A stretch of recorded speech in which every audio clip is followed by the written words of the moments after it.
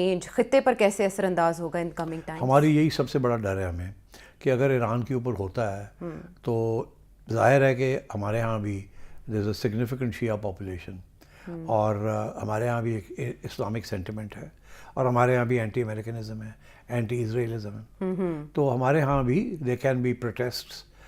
already there are protests against the government. جی تو یہ لوگ جو کہ پروٹیسٹ اگینسٹ دا گورنمنٹ کر رہے ہیں، یہ لوگوں کو باہر نکال سکتے ہیں on some other agenda, anti American agenda, جی پرو ایران ایجنڈا، مگر اس کا جو کانسیکوینس ہے یا جو امپیکٹ ہے وہ تو حکومت کے اوپر ہوگا نا. یہ ساری اسٹیبلٹی سب اڑ جائے گی. تو اس کا فال بیک ہمارے اوپر پڑے گا ڈائریکٹلی اور انڈائریکٹلی.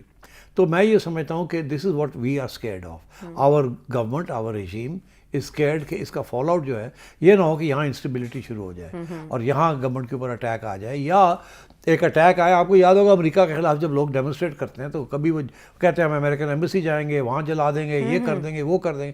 تو فورسز کو پھر ان کو پٹ ڈاؤن کرنا پڑتا ہے. جب پٹ ڈاؤن کرتے ہیں تو کیجولٹیز ہوتی ہیں. تو یہ نہ ہو کہ P T I and sentiment, pro P T I sentiment and anti American sentiment اکٹھا ہو جائے اور ایک یہاں بھی ایک بلبلہ، ایک ارتھکویک آنی شروع ہو جائے. which is what we are scared of. اچھا سیٹ صاحب، جب افغانستان میں رجیم چینج ہوا تھا تو تب یہ کہا جا رہا تھا کہ پاکستان کے حق میں ایک تبدیلی آئی ہے. افغانستان میں عمران خان صاحب تھے نا تب، وہاں تو بھاگنا پڑا تھا اشرف غنی صاحب کو.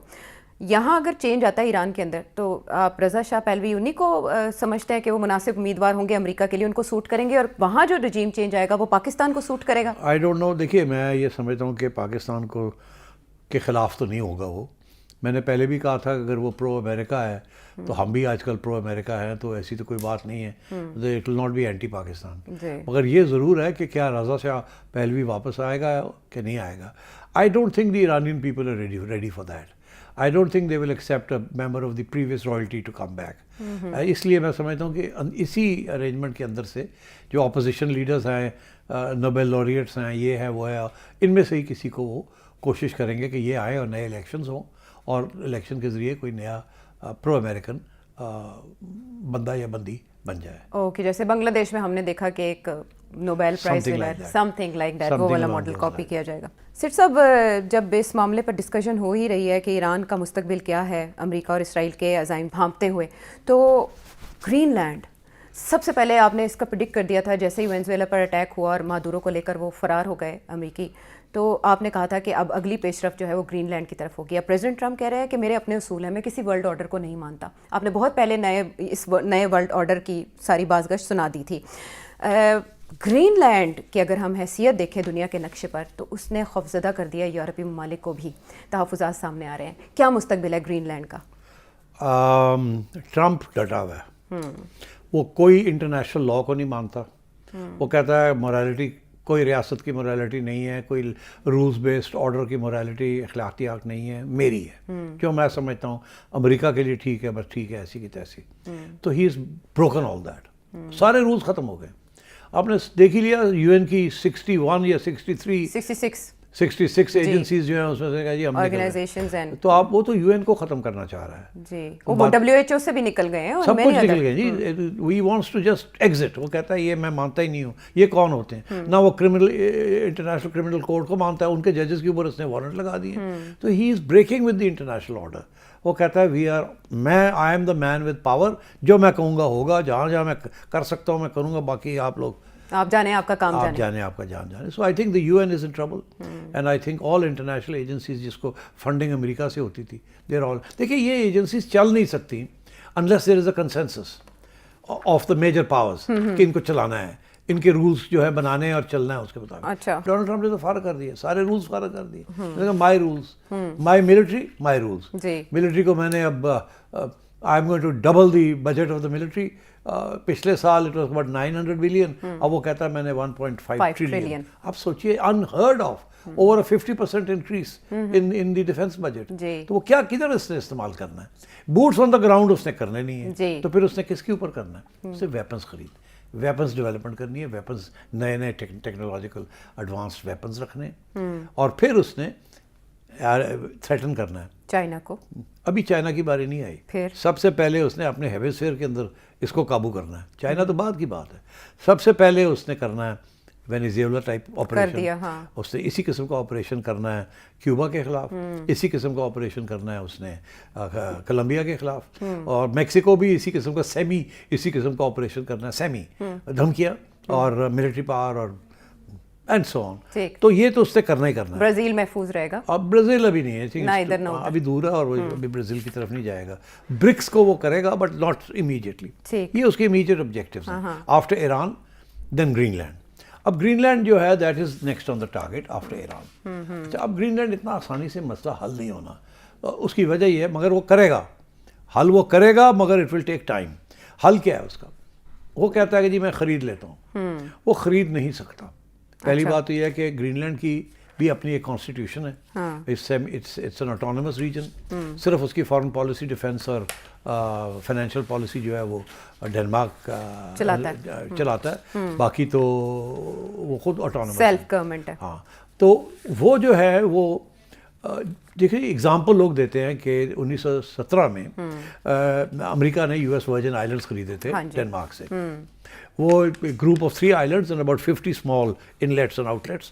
وہ انہوں نے $25 ملین کے میرا خیال ہے اس وقت کے خریدے تھے، جو آج کل کے حساب سے کوئی $600 ملین بنتے ہیں. اور وہ انہوں نے 1917 میں لیے تھے اور خریدے تھے.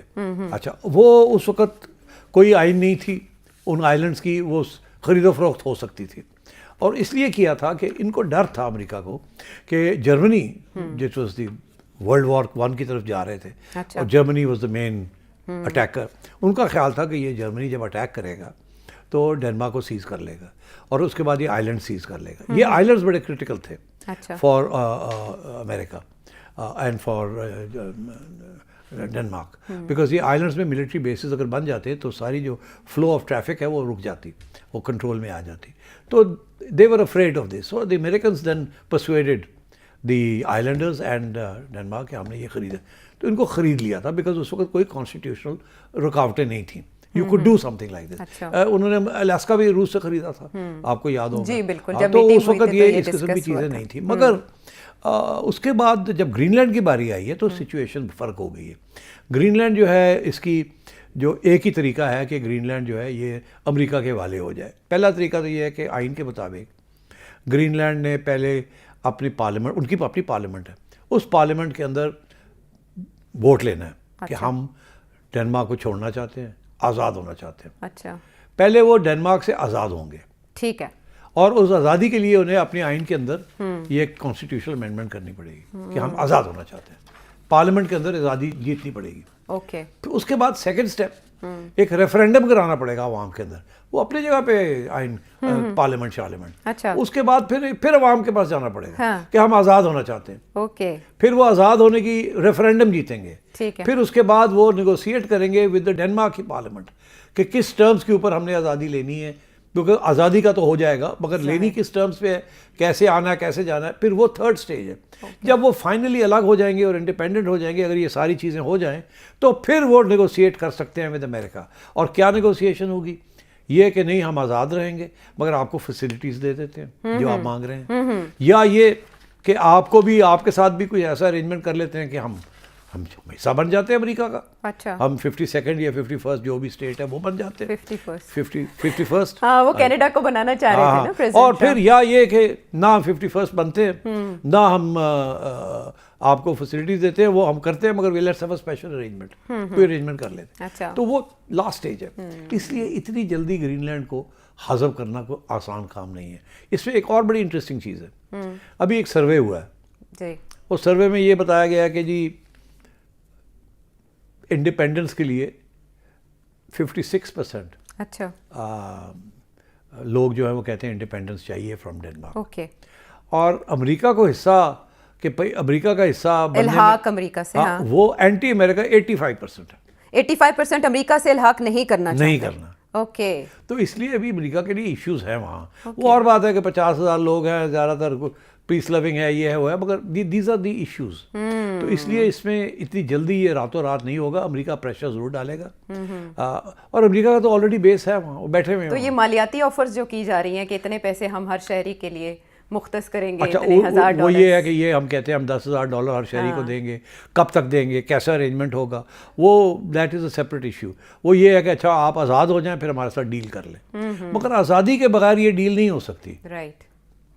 آزادی کے بغیر یا تو ہو نا کہ وہ سیسیڈ کر جائیں ٹھیک ہے. ڈنمارک سے, مگر وہ سیسیڈ اگر کر سکتے ہیں تو پارلیمنٹ میں اور ریفرینڈم میں کر لے, کوئی ایشو نہیں ہے. So if they want to go to America they can, they can first become independent and then they can do a deal with America. ابھی مگر ابھی اینٹی امریکنزم بہت زیادہ ہے, تو how will it work out, یہ راتوں رات نہیں ہونے والا.